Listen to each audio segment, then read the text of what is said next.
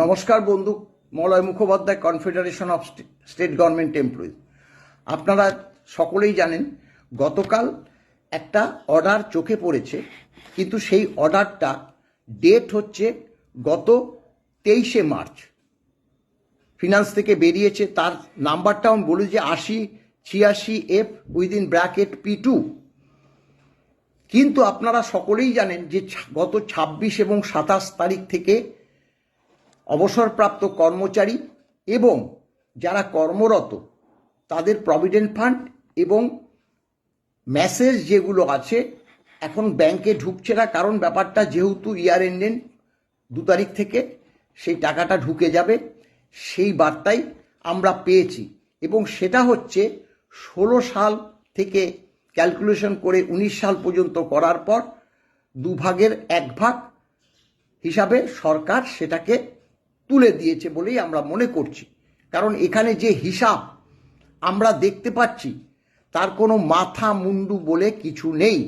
এক প্রকার সরকার সরকারি কর্মচারীদের সঙ্গে প্রতারণা করছে।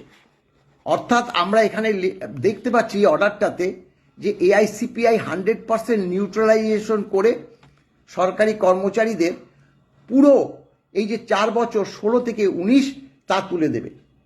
তাহলে এই যে টাকাটা ঢুকলো সেটা কি অর্ধেক? সেই প্রশ্নটা আমাদের কাছে প্রথমে আমরা জানতে চাই। দেখুন, এখানে আপনারা জানেন এর আগে যে অর্ডারটা এখানে কোট করা আছে যে এসওপি তৈরি করে যে ডিডিও এবং ট্রেজারি অফিসাররা তারা সরকারি কর্মচারীদের এই যে বকেয়া ডিএটা তুলে দেবে, এবং সে মতে ট্রেজারি অফিসাররা মেসেজ পাঠাতে আরম্ভ করেছে হিসাব করে, এবং ডিডিওরা কর্মরতদের যে প্রভিডেন্ট ফান্ডে সেটাও কিন্তু ঢুকিয়ে দেওয়া শুরু করেছে। এখন প্রশ্ন আমাদের, এই টাকাটার হিসেবটা আমরা কিন্তু পুঙ্খানুপুঙ্খভাবে বুঝে উঠতে পারছি না। এটা কিভাবে হিসাবটা করলেন? আমরা জানি এখানে দেখুন একটা বিখ্যাত কনসালটেন্সি ফার্ম তাকে দিয়ে এই যে হিসাবটা করিয়েছে কারি টাকা খরচ করে, আমাদের কাছে খবর আছে। আমরা এই ফার্মের নামও তুলে ধরব, তাদেরকে কত টাকা দিতে হয়েছে সেটাও কিন্তু আমরা আরটিআর মাধ্যমে জানতে চাইব। সরকার থাক বা না থাক তার উত্তর কিন্তু আমরা আদায় করে ছাড়ব। এখানে ডিডিও পিয়ন এবং ট্রেজারি অফিসার পিয়ন, কারণ এখানকার তো ডিডিওরা কোনো হিসাব করেনি এবং ট্রেজারি অফিসাররাও মানে কোনো হিসাব করেনি। সরকারের ওই যে ফার্ম যেভাবে হিসাবটা দেখিয়ে দিয়েছে সেভাবে ডিসবার্সমেন্ট করছে, কিন্তু এর কিন্তু উত্তর কিন্তু ডিডিওদের কাছে আমরা চাইব, এবং এর উত্তর কিন্তু এই ট্রেজারি অফিসারগুলোর কাছে আমরা চাইব। আমরা ছেড়ে দেব না। আমরা সরকার আমাদেরকে যে টাকাটা তুলে দিচ্ছে তাদের তো উত্তর দিতে হবে। এখানে দেখুন, এখানে যে WBIS IFMS বা HRMS, এই যে তাদের যে সরকারি কর্মচারীদের যে ডকুমেন্টস, যে মানে বেতন ভাতা পেনশনগুলো থাকে, সেগুলোর তথ্য অনুযায়ী আমরা লক্ষ্য করেছি। দেখুন, ডিএটা সবসময় পৌনপুনিক। ধরুন এই যে আমি একটা উদাহরণ দিচ্ছি, বাজেটে হয়েছে ফেব্রুয়ারির 5 তারিখে, মুখ্যমন্ত্রী এপ্রিল থেকে 4% এই ষষ্ঠ বেতন কমিশনের ডিএ ডিক্লেয়ার করেছে। আপনারা সকলেই জানেন কেন করেছে বলুন তো? ডিএটা পৌনপৌনিক। তো যদি ফেব্রুয়ারি থেকে দিত তাহলে ফেব্রুয়ারি মার্চ আমরা অলরেডি পেয়ে যেতাম, তারপরে এপ্রিল আসলে এপ্রিলেও পেতাম। অর্থাৎ প্রত্যেক মাসে ডিএ দিতে হয়। তাহলে সরকার যে হিসাবটা দেখিয়েছে সেই হিসাবটা আপনারা লক্ষ্য করুন। এখানে যে 16 সালে এবং এই 16 সালে ঘুরে ফিরে এসছে 1116, যেখান থেকে আমরা এই মামলার তথ্য তুলে দিয়েছিলাম, এবং সেটা রোপা 2009 অনুসারে যেখান থেকে আমাদের ডিএটা দেওয়ার কথা ছিল সেখান থেকে আপ টু এই 31/12/2019 পর্যন্ত। তাহলে 1116-তে দেখুন 1/16-তে এবার আপনি লক্ষ্য করুন, আমি বড় করে দেখাচ্ছি সরকার কি করেছে। এখানে দেখুন 1/16-তে 125 দেখেছে ডাব্লিউবি মানে ওয়েস্ট বেঙ্গল গভর্নমেন্টের যে ডিএ তখন 75 ছিল, ঠিকই আছে, 50% ডিফারেন্স। এবার সেখানে অ্যাজ পার HRMS সেখানে স্টেটমেন্টে দেখা যাচ্ছে যে 100% ওই নিউট্রালাইজ করে সেখানে 25% ডিফারেন্স করেছে। হয় এটা হয়? আমরা 125 দিয়েছিল all India consumer price index অনুসারে, আমরা 75 পেয়েছি, 50% ডিফারেন্স। সেখানে 25% ডিফারেন্স কিভাবে হয়? সরকার দেখলো তো আমার তো 25 দিয়েই হয়ে গেছে, কর্মচারীরা তো 50 পেত, দে এবার পুরোটা দিয়ে দে। মগের মুল্লুক। এবার আবার দেখুন, এই যে এই কথাটাই বলেছি যে এই যে 125 জানুয়ারি 2016, তাহলে ফেব্রুয়ারিতেও 125 দিয়ে 6 মাস করে থাকে কেন্দ্রীয় মানে AICPI, ফেব্রুয়ারি, মার্চ, এপ্রিল, মে, জুন, প্রত্যেকটা মাসে এই 50% করে ডিফারেন্স। সেই ডিফারেন্সের টাকাটা কোথায় গেল সেটা দেখায়নি। আবার এবার কি করলো, পরেরটা 1 জুলাই 2016, 25-এর সঙ্গে AICPI 7 বেড়েছিল, তাহলে 25-এর সাথে 32, সেই 32 আর আমাদের সেই 75ই পড়ে আছি, তাহলে সেখানে ডিফারেন্স গেল 57। সেটা দেখিয়েছে 100% নিউট্রালাইজেশন দেখিয়ে সেখানেও 25% ডিফারেন্স করলো। মগের মূল্য হচ্ছে এইভাবে। আপনারা দেখুন প্রত্যেকটাতে যে একবার জানুয়ারি দেখাচ্ছে, একবার জুলাই দেখাচ্ছে, একবার জানুয়ারি দেখাচ্ছে, একবার জুলাই দেখাচ্ছে, একবার জানুয়ারি দেখাচ্ছে, একদম শেষে জুলাই 19 164। হ্যাঁ ঠিকই 164 সেই সময় হয়েছিল, 164 সে সময় আমরা 125 পেতাম। সেই ডিফারেন্স হচ্ছে 39% ডিফারেন্স, কিন্তু সেখানে সরকার ডিফারেন্স দেখাচ্ছে 18%।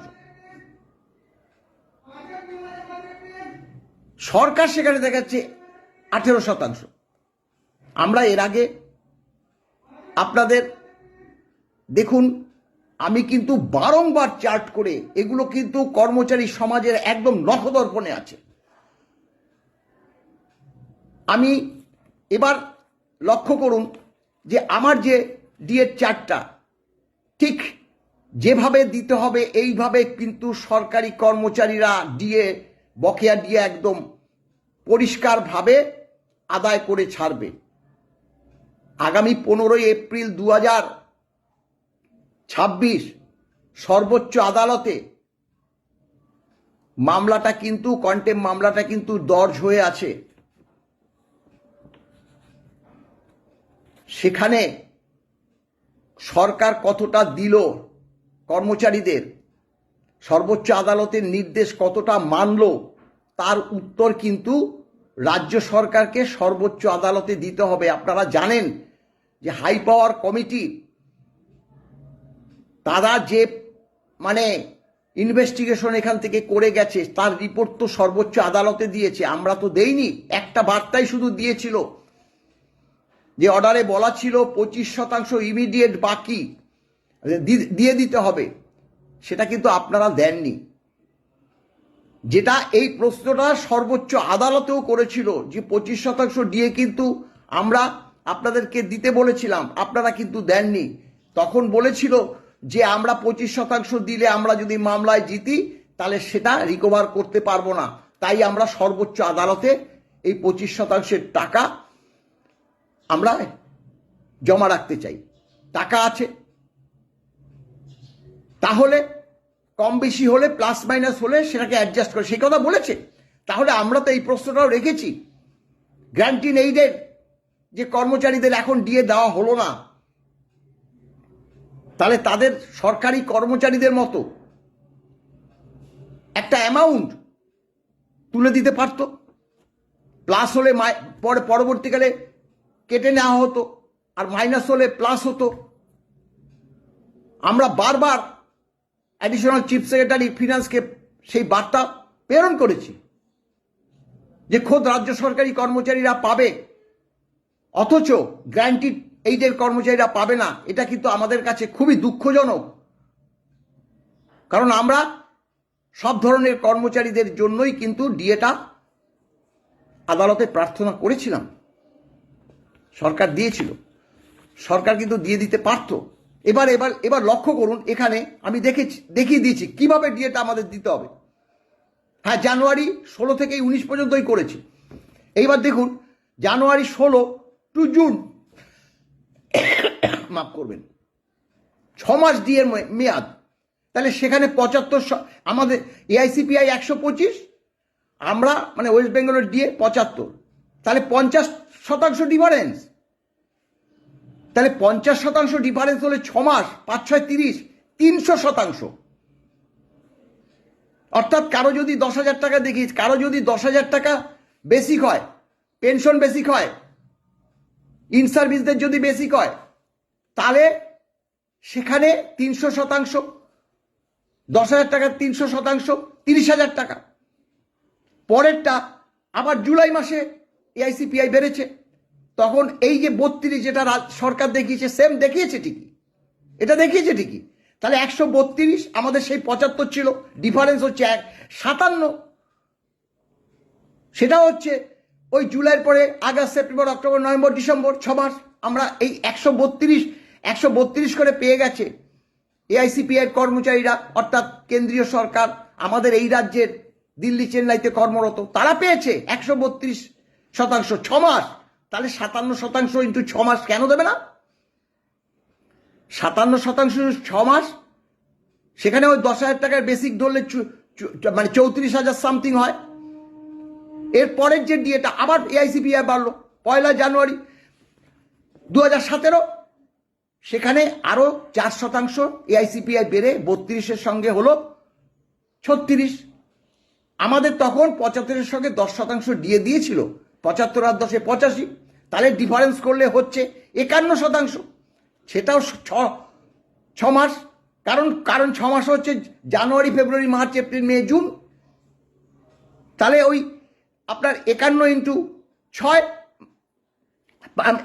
মাফ করবেন, 51 ইন্টু 6 হচ্ছে 306%, অর্থাৎ 10,000 টাকার উপর ওই 306%। এইভাবে আপনারা এটা লক্ষ্য করুন, আমার আর বলার প্রয়োজন নেই, আপনারা সবাই এই ব্যাপারটা আমি বারংবার বলেছি। এরপরে দেখুন, জুলাই 17 থেকে ডিসেম্বর 17, 139 এআইসিপিআই, আমরা 85 পাচ্ছি, তখন 54% ডিফারেন্স হয়ে গেল। অর্থাৎ ডিফারেন্স 54% হলে 6 মাস, সেটা 324% বেসিকের উপর দিতে হবে। তারপরে জানুয়ারি 18 থেকে জুন 18, 142 হয়ে গেল, মানে 39-এর পরে 42, 3% বেড়েছে, আমরা তখন 100% পাচ্ছি, তাহলে সেটাও 6 মাস পাইনি। তাহলে 6 মাস যদি না পাই, তা দিয়ে তো রেকারিং, আমার ওই টাকাটা কোথায় গেল? সরকার আমাদের টাকাটা চুরি করে খেলা মেলা, লক্ষ্মীর ভাণ্ডার, স্বাস্থ্যসাথী, এই সবগুলোতে ব্যবহার করছে, বারবার বলেছি। আর কারিগরি টাকা আমাদেরকে হারাতে আইনজীবীদের জন্য ব্যবহার করছে। এখন আবার বিখ্যাত এক ফার্মকে দিয়ে একটা গোজামিল একটা ডিএর যে ফর্মুলা সেটা বার করেছে। আমরা ছেড়ে দেব না, আমরা ছেড়ে দেব না বলতে আমরা তো কিছু করতে পারবো না সরকারকে বাঁশলাঠি নিয়ে মারতে,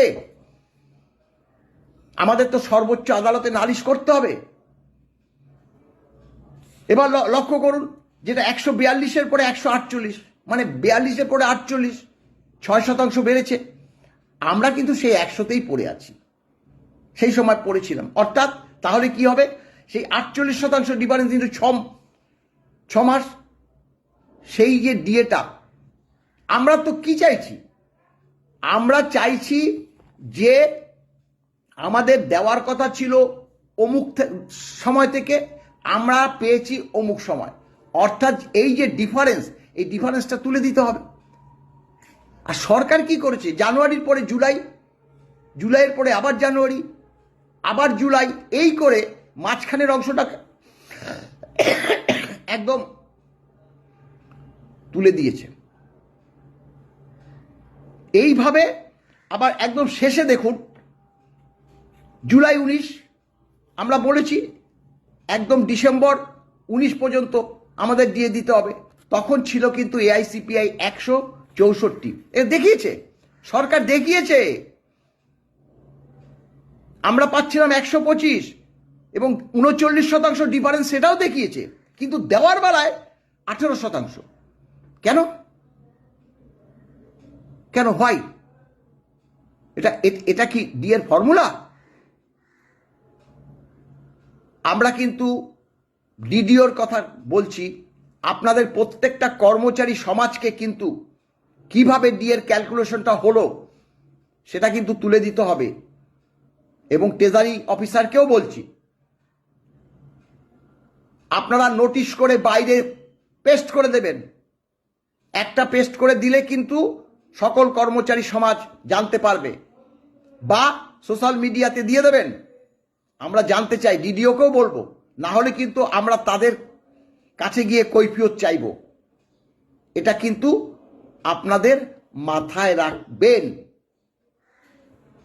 ভালো থাকবেন, নমস্কার।